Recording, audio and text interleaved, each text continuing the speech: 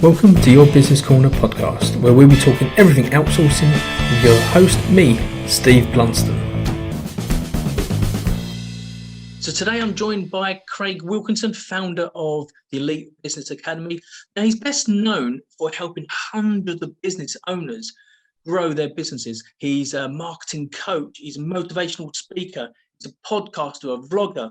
He's won Yorkshire's Businessman of the Year, and he's the best joiner in Yorkshire, even though he's not picked up the tools in a number of years. Have I missed anything off your bio there, Craig? No, I like the little bit that you dropped in the end about me still being the best joiner in the world, even though I've not had a tool belt on for about 12 years. And it's still in the garage getting rusty. They're in the shed. I'll never get rid of my tools because it was a stepping stone to I suppose where I've got to today. Now, at Your Business Corner, we're all on the road to discover the power of outsourcing. So with that, how do you feel outsourcing has changed the way you work? Yeah, well, I think outsourcing's had a massive positive impact, certainly over this last 14 years, Steve. I started off my journey as a busy full business owner, doing everything in my business and not being a control freak, really. And what I wanted to do everything. I didn't want to let go of my baby. My baby was my business. So I wanted to do it my way, but doing it my way wasn't the best. And that led me to working 80 hours a week, stressed out at max, robbing Peter to pay Paul. However, 12 years later, having run a business and been a busy fool, I learned about delegating and outsourcing and bringing the right systems and team in. And by bringing the right team in to run the systems, it enabled me to free up my time, scale my businesses, and also sell my businesses. And without the outsourcing side, that would have never have happened. And how has it had effect on your personal life? Well, again, it's had a huge positive impact, because I think for most business owners, we sacrifice our time in pursuit of growing our business and trying to get to this success that we deserve. And when I was doing all that, I didn't have any time, constantly working, packed upon all my hobbies, and felt a bit sad and lonely, to be honest. But by outsourcing and getting my time back, it's allowed me a choice. I've got a work-life choice now where I can choose where I spend my time.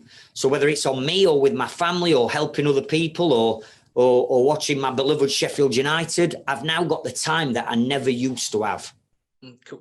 And what I will say to everybody is we're going to be going through how exactly Craig actually does his outsourcing now. So what I'd say is get a pen and paper to hand.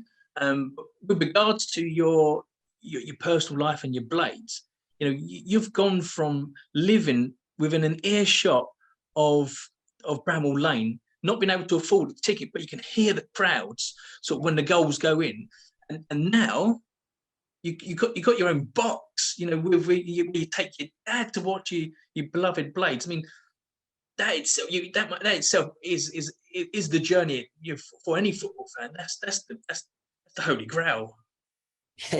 Well, it is, I suppose. And I remember my dad having to pick me up over turnstiles as a kid because we couldn't afford, or my mum and dad couldn't afford tickets for us to get in. So he used to pick me up, take me onto Cop, and I used to sit there in rain on a Tuesday night, and I used to look up at these boxes and this corporate lounge and think, you know what? It must be incredible to experience something like that. And obviously through outsourcing and scaling and growing the business, I'm fortunate enough to allow me that I've been able to afford to do that. So yeah, it's a completely different experience today than what it was when I was a kid growing up, put it that way.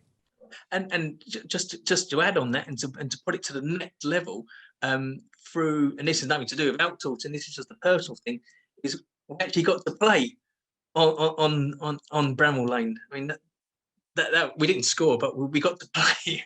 Well, yeah, obviously, but through I suppose connections and networking, I suppose. One of the main sponsors at Sheffield United, who were a friend of mine, he said to me, look, let's put a charity event on, Elite Business Academy, you go and get a team, and you were our star defender, Steve. So yeah, we played one at main sponsors down there. We didn't win, but it was a great day, great experience. And to be honest, it was a boyhood dream of mine, because my bedroom window used to almost look straight onto pitch. So as a kid, I'd always dreamed of playing at Bramall Lane, and thankfully I got that to do that for myself, and obviously you and a whole host of other Elite Business Academy members. And that's the thing, is when you start your business journey, and whatever your goals and dreams are, when you're starting a journey, you don't know where it's going to take you. And whilst you dream about all the business successes that happens, in fact, it also creates the personal dreams that can actually come along with that, and changing the way you work and the way your business runs has allowed you to meet the right people to get to where you are. Now, like I say to everybody, you've got your pen and paper to hand. So, Craig, golden question: how do you outsource now? Yeah. Well, I think with that, Steve, we've got to rewind slightly in the fact that I believe, and this is just my personal experience from my bad mistakes and poor mistakes I made when I set up my business, and obviously working with hundreds of other business owners. I think what happens is we set up a business for whatever reason, but ultimately the rewards, the financial rewards that we want to get out of our business, I would have thought for most people, is to enhance the quality of their life for them and the families. And that were exactly the same as me. So I first set up my business as a carpenter and joiner, self-employed, when I was 23 years old. I was married with 2 young children at 23, so it was a massive gamble. And all I ever wanted was to provide my family with a lifestyle that were better than I had when I was a kid. But here lies the first problem, I believe, Steve, in the fact that we set up a business with no business knowledge and no business experience. And that passion and that drive and that determination to succeed over time leads you into growing your business. In other words, your reputation starts to spread, and therefore you get more leads and enquiries come in. And what most businesses do, Steve, is they see the business coming in and they think, yes, this is it. You know, I'm growing my business. I'm going to scale it up. I'm going to achieve all the goals and the financial success that I want, however people determine success. But that's the problem. That's the first mistake people make, in the fact that they take the business on, then they start to take more staff on, whether that be virtual VAs or employed staff, freelancers, subcontractors, thinking that if they take more business on and they employ more staff, they're going to make more profit. And because they've brought staff in, they're going to get the time back. But in actual fact, in reality, it has the complete opposite effect, as I found years ago, and as many people will be finding now. And the reason why it has a negative effect, Steve, is because growing a business is not about bringing more leads in. Growing a business fundamentally is about putting the systems and the procedures in place for the business to run like clockwork. And then to bring the right team members in with the right skill set, the right attitude, the right mindset, the right hunger and desire to help you grow your business by running the systems that you've put in place. And if we don't put the right systems in place and we don't bring the right team in place to run the right systems, all that happens is the business owner ends up babysitting their team and then going back and doing everything that their team's done wrong and putting it right, which means their hours just go through the roof, all because they didn't invest into systems and team. If we do that in the early days, we know that then when the marketing starts to work and the leads are generated, the business can then cope with the additional influx of business coming in, of work coming in. Why? Because you've got the right systems and you've got the right team. Bypass systems and bypass team, and the whole lot at some point is going to get overwhelming. And generally what happens is you'll hit a ceiling point, you'll hit a brick wall where the business is controlling you. You'll find it too tough So you scale the business back down to a manageable size by getting rid of staff, reducing your overheads. You reduce the size of your business to a manageable size. But they don't learn by the mistakes, because entrepreneurs are still driven. So a year or two later, that entrepreneurial spirit comes out and the same mistakes and cycles start all over again. So for me, Steve, it's not necessarily how you do it, it's why we need to do it in the first place. And if we miss those two steps out, the rest of it will come crumbling down, I guarantee. Yeah, I think some people sort of jump straight to the marketing because that's the pretty stuff. And it's like, and often as an entrepreneur, it's the stuff that we love to do. It's the stuff that we want to do because it makes us look pretty. And I think you're absolutely right. If you're as good at marketing as what you think you are and you think you're going to be, then actually it's actually going to cause the bigger problems, because you're going to have so much stuff and you're not going to know how and what to do with the information and the leads and everything. You get, like I said, with the growing aspect when you are growing, it's just going to give you more pain rather than more joy. Absolutely. I mean, what I say to our Elite Business Academy members now is, if you were setting up a business from scratch right now, what I do is, number one, I put the business plan in. Number two, I put the systems in. Number three, I identify all the team members that I'm going to need to run the systems. Then once I've got those in place, then I'll turn the marketing tap on, because I know then that the amount of leads and inquiries that are going to come in, the business can cope with it. And if you don't do it that way, the business can't cope. So the business breaks under that strain, because you can't cope with the leads that have come in because you haven't got the systems and the team. Or even worse, you, the business owner, you break. And we can't have that. No, and I think sometimes as a business owner, it's a lonely world. And if you're doing everything by yourself and you're not networking and you're not with the right, surrounded by the right mindset people, it's meant to be when you own your business, it's meant to be the first day that you never work again, because of the love and passion that you have for your job. And often it becomes that you're employed by yourself because it's just another job. But you're not doing it the right way. Yeah. So there is, if we're aware of that, then there are 5 steps that I go through and that I teach our members to make sure that when you've got the right systems in place, and we're going to look at outsourcing, again, outsourcing to whoever that may be, that we follow these 5 steps. Because if we don't, what we end up doing, Steve, is we abdicate. We don't delegate, we abdicate. And abdication is where someone comes into your business, you spend a little bit of time with them explaining what you want them to do, but because you haven't got the right procedures in place, like a procedures manual or video tutorials on how to create that invoice so you don't have to do it ever again, if we don't implement these 5 steps and we abdicate, all that happens is the team member goes away unsure of their role and what they need to do. They don't want to come back to you and say, how, just run me that past me again, because they feel inadequate then. So they go away and they do it, and then it becomes a half-bodged job. You, the employer, are not happy then with the results that you're getting, and therefore you potentially move that member of staff on and bring a new member of staff in.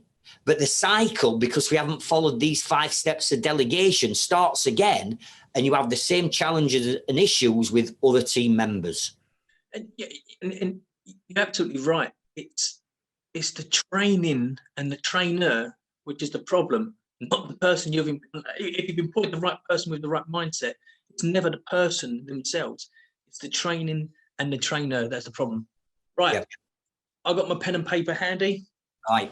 Let's go through the 5 things. Right. So these are my 5 steps that I share to delegation. So really straightforward, really simple, but you have to go through these. So step number 1 is what we call realization, right? So there's a realization that actually this task or this area of my business is now becoming a bit overwhelming, and therefore there's a realization that I need to delegate this particular role or task or area of my business to somebody else. Now that's straightforward. We all know what that is because we get overwhelmed and we start to think about, listen, I could get somebody else to do this.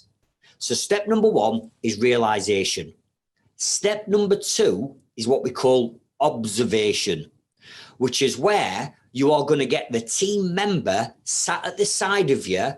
And basically it's, I'm going to do it, you watch. So I do, you watch. Now, whether it's an administrative role, maybe doing the wages or the books or accounts or doing quotes, or whether that's somebody on site like I used to do, it's a case of, listen, I'm going to do it and you watch, you observe. So step two is observation. Step number three is what we call collaboration.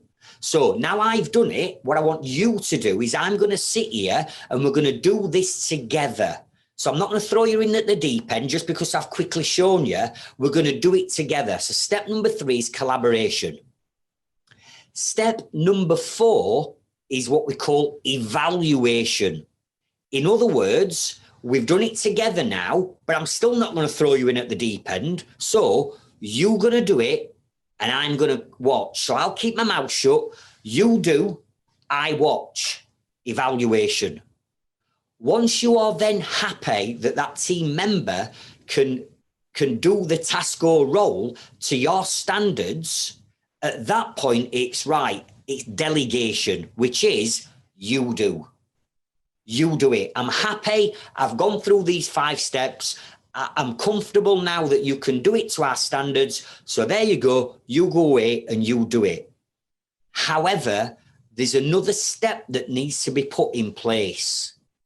And this step is documenting and procedurizing that particular task or process.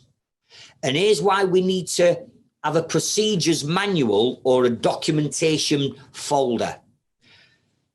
If that team member ever decided to leave and you've spent all years training them up, all that investment of time and money, and you've got a fantastic member of staff that's running your business or helping you run your business, what happens if that team member decides to leave?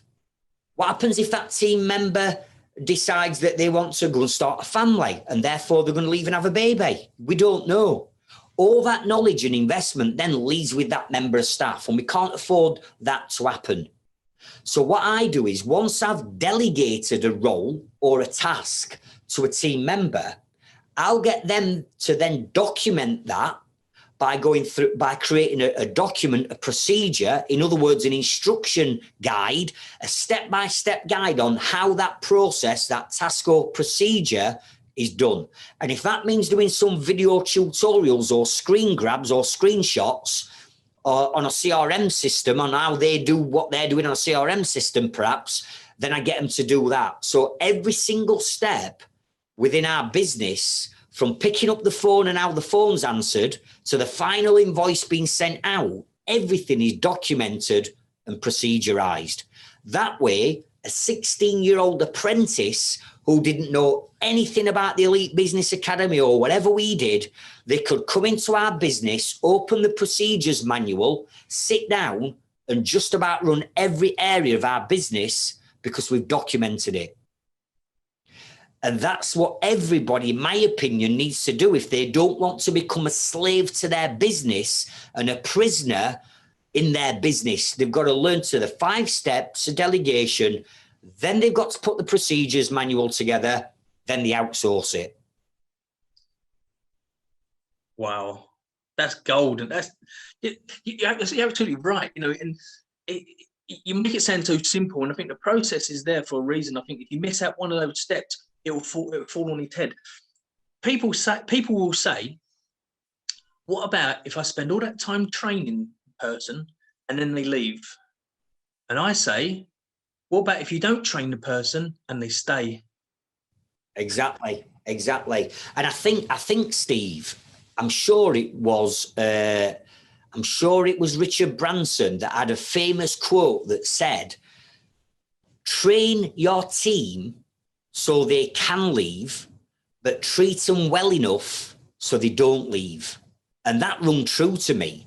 And part of being a good leader and outsourcing and delegating, you've got to become a great leader. So you've got to have a great working environment.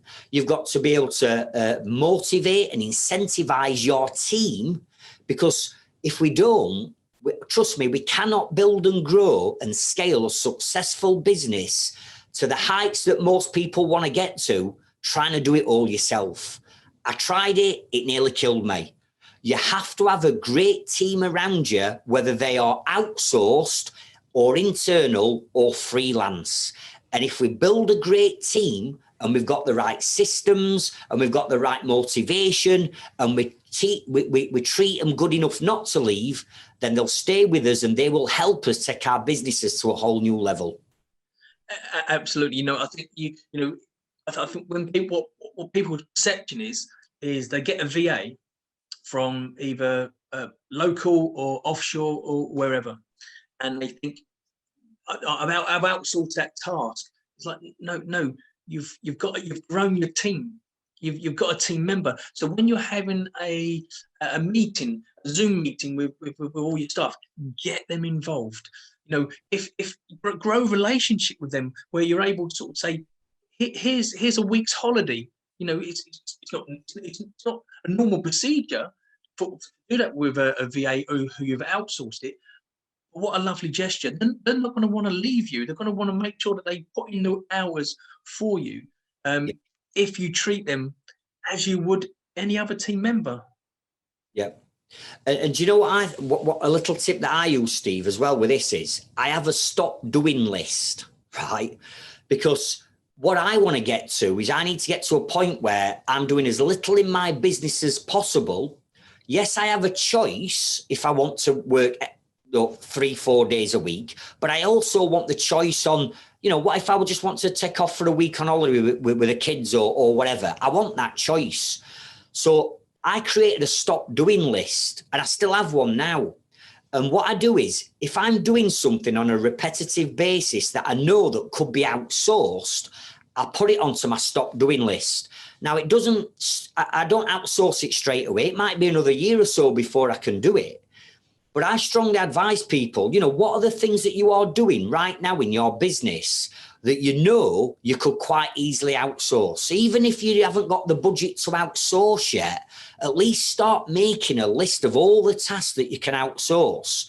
And then consider how much time with you outsourcing that task is that going to save you per day, per week, or per month. So I put down all the things I want to stop doing, and then I associate an element of time to each one of those tasks. And then if you add up that amount of time that you're going to save, you might be able to save 2 days a week, 16 hours a week by outsourcing that to somebody else. Yes, I know you've got to be able to afford to pay that person's wage or that VA's fee. But if they can save you 2 full days a week doing admin, perhaps, they're going to do it to a far better standard than you could ever do because you become a jack of all trades. But then that frees up 16 hours a week for you to go away and invest into other areas of your business, such as marketing, to bring more profitable leads in, to pay for that VA. Now, all of a sudden, you've delegated, you've outsourced, you're bringing more leads in, and you can afford to pay that person. Absolutely. I think you're right. You have to look for the low income tasks and the low enjoyment tasks. If you put those, if you're like at a crisscross, high enjoyment, high income, low income, and put the task in each box, the things that fall into low income task and low enjoyment task, get rid. Because, and this is what I found, is there's things in the business that I don't like doing and I'm not good at. But for every one of me, there's probably 10 people who love doing admin. They want to do the videos. They want to do the admin, the bookkeeping, the accountants. That's what they love to do. And so they see it as, if you give them that work, They're like picking shit, you know what I mean? They're having a whale of a time because that's what we love to do. And you know, when you sort of delegate 2 hours a week, 8 hours a day, 16 hours, effectively that could be 32 hours. Because for every 1 hour that I outsource to a VA, they're twice as good as me, which means I've gave 2 hours away. So whilst they might be £30 an hour, they're actually only £15 an hour because they're twice as good as me at doing the task. Absolutely. And I think when you go through your five-stage delegation, the people would have said is, and I've had this before, is it takes me so long to get a task outsourced and to get a task delegated to somebody else.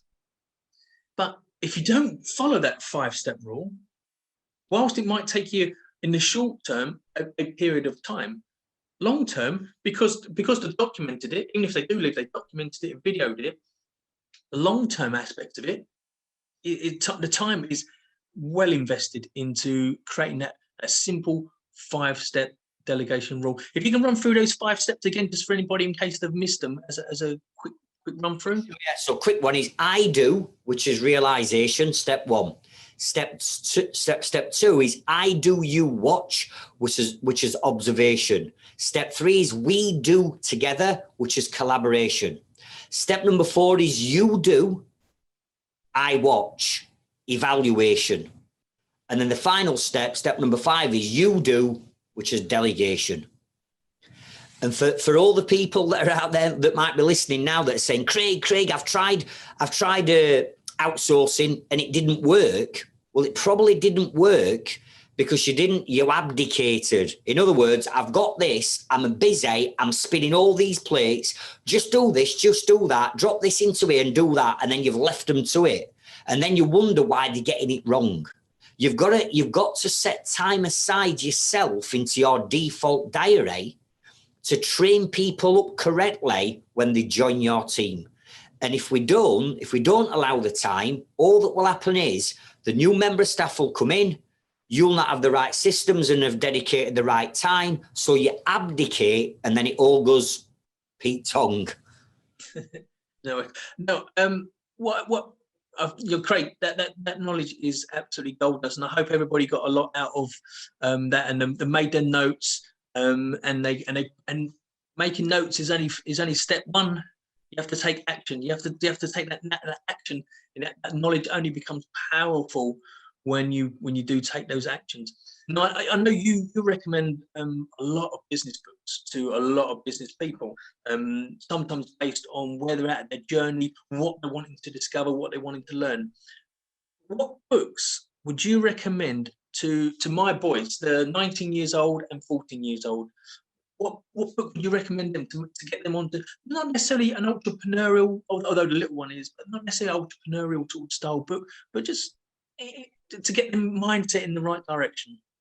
To get the mindset, I mean, the book that changed my mindset and the one that triggered the catalyst in my change was a book called The Secret by Rhonda Byrne. I'm sure many people have read it, listened to it, or even watched the DVD of it now. But that really did resonate with me. Now, the reason why I'm going to suggest that one is because if your boys are teenagers, they actually do a teenage version of The Secret called A Teen Secret. And I bought that Teen Secret book, Steve, for my eldest 2 kids when they were teenagers, 14 and 16. And although it took them a little bit of time to get it, to grasp it, they did grasp it, and they grasped this mindset shift and this positiveness and the law of attraction and everything that I now believe in.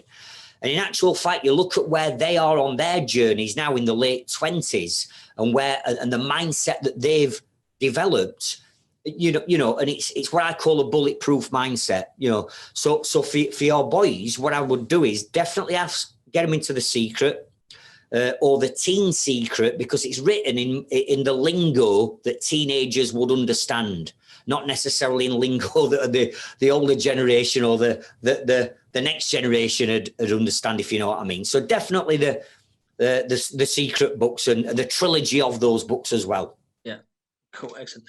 And finally, I know what kind of a man manager that you are, and how you motivate many business owners that I know personally. But in which era of Sheffield United would you have liked to have managed? Ooh, good one. Oh my, right. Which area of Sheffield United would I have liked to have managed? Can I choose two? Yeah, free will. The 90s era, we had a manager called Dave Bassett who took us up to Premier League. I would have loved to have helped manage or be the manager in that era, because he had like a bit of an unorthodox managerial style, and far different to what any other manager had got back then. So I'd have loved to have been in that culture and seen that. However, I think I'd have to say the number one is right now where Chris Wilder is, in the fact that we're rock bottom at Premier League. You know, it's arguably, it's in history that we're the worst team in Premier League history. But I'd love to manage that team that we've got now, because I'd give them a right telling off. And I'd have to, bring my management style out in a different way, maybe a little bit more of an aggressive way. But I think it'd have to be now, here in the moment. Excellent. Craig, I really appreciate your time. Can you please tell everybody how we can get hold of you to sort of to get even more knowledge from yourself, please? Yeah, great. So, Steve, I've really enjoyed it. Appreciate you having me on.